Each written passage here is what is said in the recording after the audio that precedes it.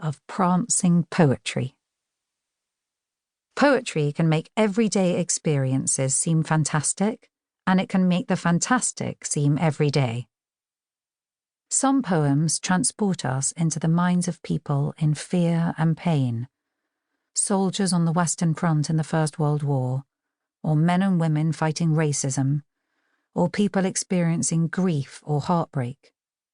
Others put us in the minds of those in love or full of hope, or, in The Walrus and the Carpenter, introduce us to characters who live in a world of complete nonsense. Poetry can give us strength, make us double up with laughter, or marvel at life's wonders and absurdities. I hope you find poems here that do all of these things and more, the very best of words in their very best outfits, poems which will clothe you with brilliant lines to wear always, and which will clad your heart with beauty. Allie Esiri.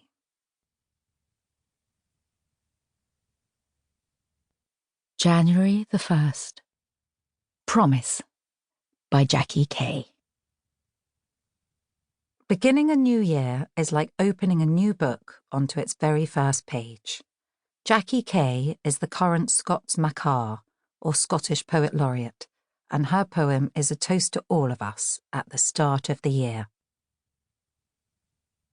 Remember the time of year when the future appears like a blank sheet of paper, a clean calendar, a new chance. On thick white snow you vow fresh footprints, then watch them go with a wind's hearty gust. Fill your glass. Here's to us. Promises made to be broken, made to last. January the 2nd. Infant Joy by William Blake. William Blake was a poet, painter, and engraver. Here is one of his short poems from his celebrated collection, Songs of Innocence and Experience. It is a simple song of newborn joy, a fitting start to the year, which is itself only 2 days old.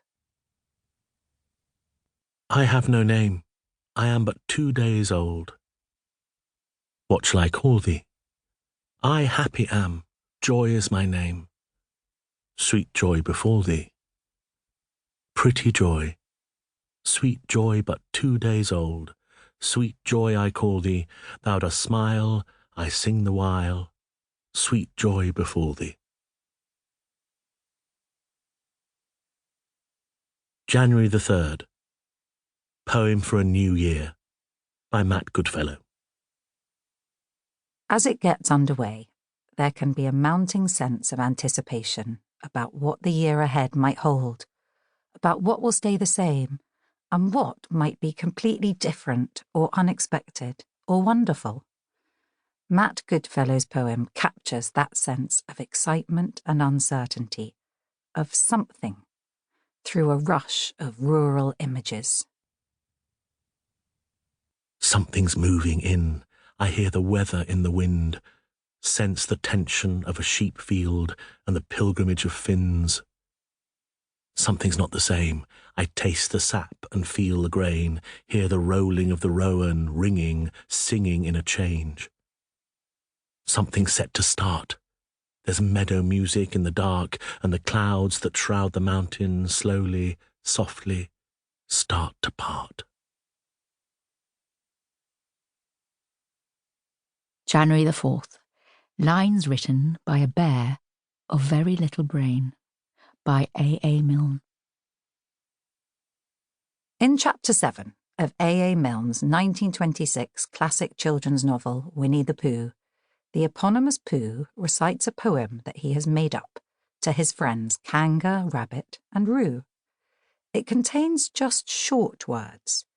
As Pooh explains, I am a bear of very little brain, and long words bother me. The poem ends abruptly when Kanga interrupts Pooh's train of thought. On Monday, when the sun is hot, I wonder to myself a lot. Now, is it true, or is it not, that what is